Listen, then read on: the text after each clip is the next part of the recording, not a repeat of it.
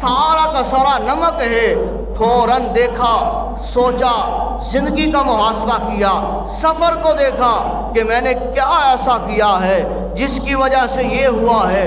فوراً دماغ نے کام کیا، کہا وہ مجذوب، وہ اللہ والا جو اللہ کا ذکر کر رہا تھا، اللہ کا شکر کر رہا تھا، اللہ سے لو لگا رکھی تھی، بس اس نے کہا ہے اگر یہ نمک ہے تو نمک ہی ہوگا، تو یہ نمک بن گیا ہے۔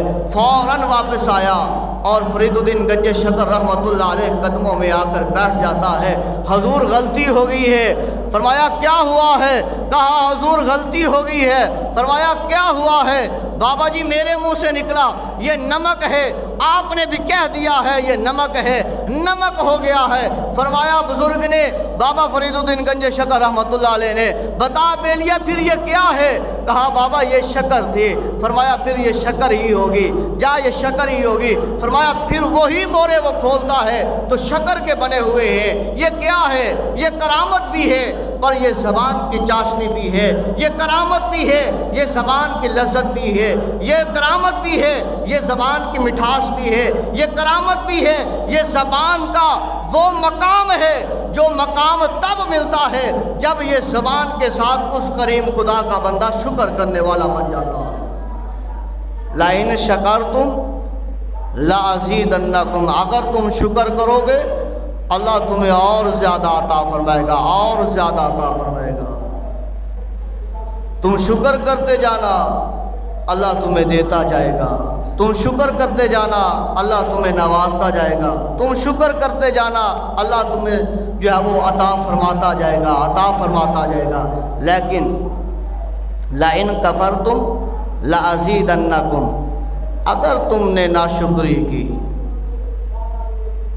اگر تم نے ناشکری کی اس کریم خدا کی، اس کریم رب کی، تو پھر فرمایا ان عذابی لشدید، بے شک تمہارے لیے اللہ نے عذاب شدید تیار کر رکھا، سخت تیار کر رکھا ہے۔ پھر اللہ کے ہاں عذاب ہے اس بندے کے لیے جو بندہ اللہ کا شکر نہیں کرتا،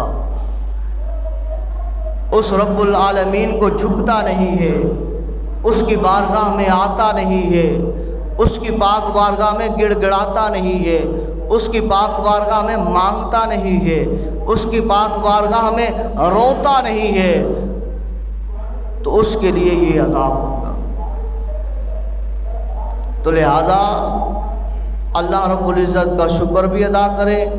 جیسے اس زبان سے کوئی لفظ نکلتا ہے، کلمہ نکلتا ہے، اگر وہ بندہ اس کی زبان پاک ہے، معطر ہے، مطہر ہے، منور ہے، تو پھر اللہ کے ہاں اس کا وہ جملہ ایسے قابل قبول ہو جاتا ہے، ایسے قابل قبول ہو جاتا ہے، وہ زبان سے نکالتا ہے، اللہ رب العزت اس کو پورا فرما دیتا ہے۔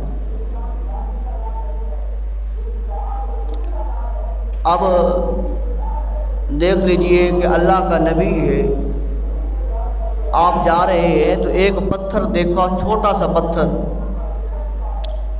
یہ نزہۃ المجالس ایک بہت بڑی کتاب ہے، اس میں یہ واقعہ ہے، چھوٹا سا پتھر دیکھا، اس پتھر سے پانی نکل رہا ہے، تیزی کے ساتھ جیسے پانی ابلتا ہے، پانی ابل رہا ہے۔ اس نبی نے اس پتھر کو اٹھایا۔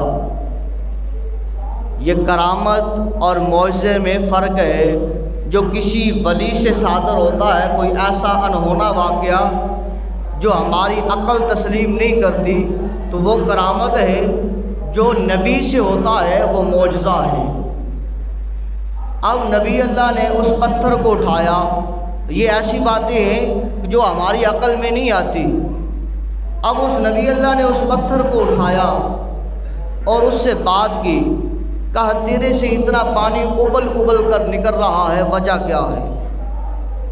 وجہ کیا ہے؟